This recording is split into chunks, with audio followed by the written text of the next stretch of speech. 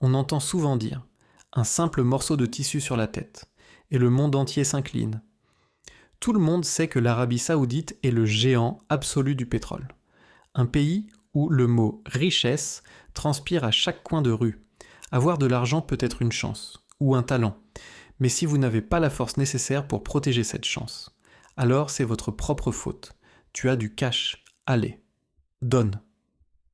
L'Arabie Saoudite est précisément perçue comme un pays riche, mais manquant de puissance réelle.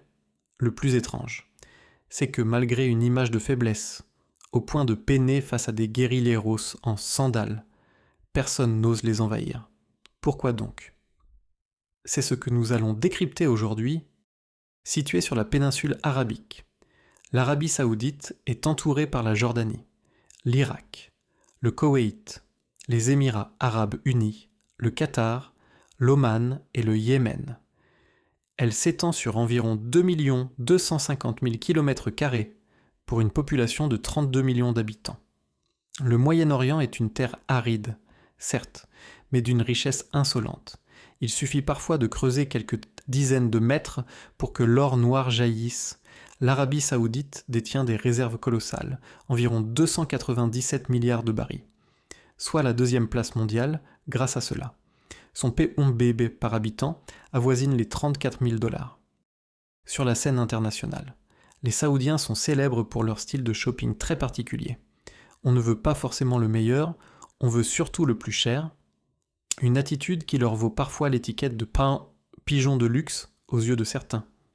Cependant, comme le dit le proverbe, pour vivre heureux, vivons cachés, ou du moins, ne montrons pas trop notre fortune, en dépensant sans compter aux quatre coins du globe. L'Arabie Saoudite ne craint-elle pas d'attiser les convoitises? On pourrait penser qu'une telle fortune est protégée par une armée d'acier. Mais est-ce vraiment le cas lors de son conflit avec les rebelles Houthis au Yémen? Riyad a déployé un arsenal technologique de pointe, soutenu par de nombreux alliés.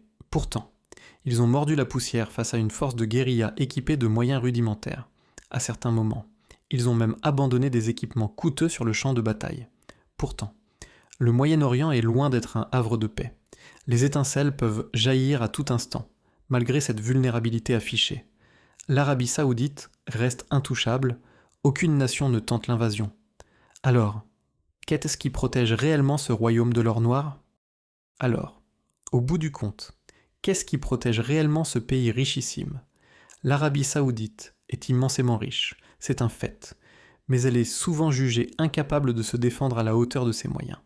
Pourtant, quelqu'un les a-t-il envahis? Non, absolument personne. Même le géant américain doit leur montrer un certain respect. Pourquoi donc l'Arabie Saoudite posséderait-elle une arme secrète en réalité?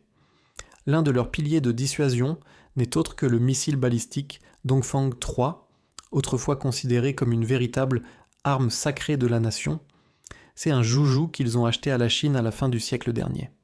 Il y a d'ailleurs une anecdote savoureuse autour de ce contrat lors des négociations. Le prix annoncé était de 100 millions. Les Chinois parlaient en yuan, mais les Saoudiens, eux, pensaient en dollars américains. Résultat surprise générale des deux côtés, l'un n'imaginait pas vendre si cher, et l'autre trouvait ça tellement donné qu'il en a commandé 35 d'un coup. Le vendeur a même offert un missile gratuit en bonus.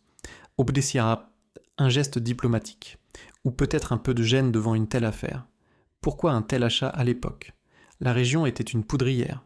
Pour garantir leur sécurité, il leur fallait un outil de dissuasion massif. Ils s'étaient d'abord tournés vers les États-Unis, mais essuyant un refus, ils ont pivoté vers la Chine. Ce choix les a sauvés d'un danger imminent lorsque l'Irak a massé ses troupes à la frontière. Riyad a immédiatement montré ses dents en affichant ses systèmes de missiles à la télévision nationale. Un signal clair qui a forcé l'adversaire à faire marche arrière. Mais ne vous fiez pas qu'aux apparences matérielles. L'Arabie Saoudite est aussi l'épicentre du monde islamique. Elle abrite les deux villes les plus sacrées, la Mecque et Médine, à l'exception d'Israël. La quasi-totalité de ses voisins sont des nations musulmanes. Dans ce contexte, s'attaquer au royaume n'est pas qu'un acte militaire. C'est un défi lancé à toute la communauté musulmane. Un peu comme si l'on attaquait le Vatican pour les catholiques, à moins d'avoir une puissance démesurée comme celle des États-Unis.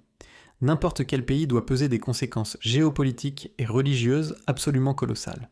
Soyons directs, même les Américains, sans nécessité absolue, n'emprunteraient promptement pas ce chemin. Alors pour les autres nations, l'aventure est tout simplement hors de portée. Cependant, si l'on se contentait de dire que l'Arabie saoudite échappe aux invasions uniquement grâce à ses missiles et à son statut religieux, l'analyse serait incomplète. La raison majeure est bien plus pragmatique. Les Saoudiens ont de l'argent et surtout, ils savent comment le dépenser, sur la scène internationale, que ce soit avec la Chine, l'Europe ou les États-Unis. Riyad entretient d'excellentes relations. On leur ouvre les portes presque partout. Pourquoi ? Parce qu'au moment de payer la facture, l'Arabie saoudite est d'une générosité légendaire. Ils appliquent à la lettre un principe simple. Tout problème qui peut se régler avec de l'argent n'est plus vraiment un problème, d'un point de vue réaliste. Cela ressemble fort à une prime d'assurance sécurité, versée sur l'échiquier mondial. Évidemment, tout le monde ne peut pas se permettre le luxe du pas forcément le meilleur, mais assurément le plus cher. C'est précisément pour cela que non seulement personne ne veut les envahir, mais qu'à l'inverse, beaucoup sont prêts à les protéger. Car si l'Arabie saoudite venait à manquer à l'appel, les intérêts économiques de bien des puissances seraient sérieusement mis à mal.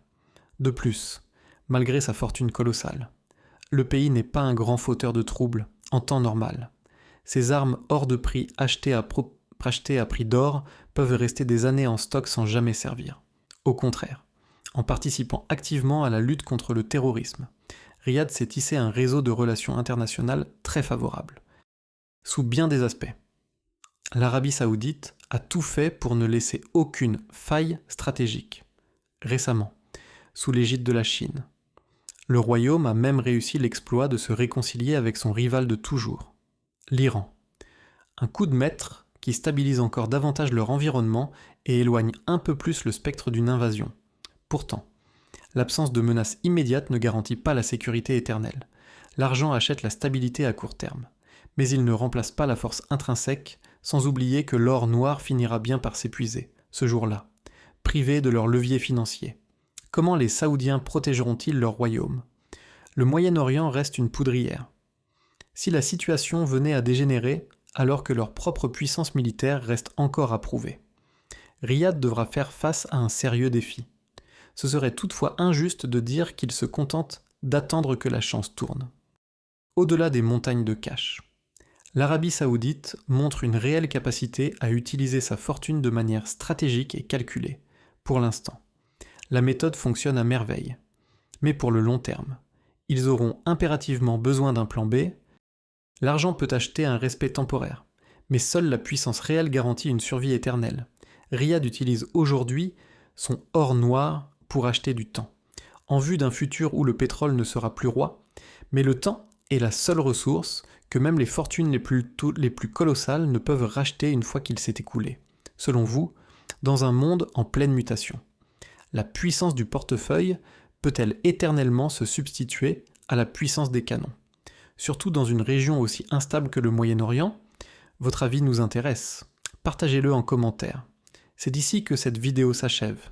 Si cette analyse vous a été utile, n'oubliez pas de laisser un like et de vous abonner à la chaîne. On se retrouve très bientôt pour de nouveaux décryptages. Så vårt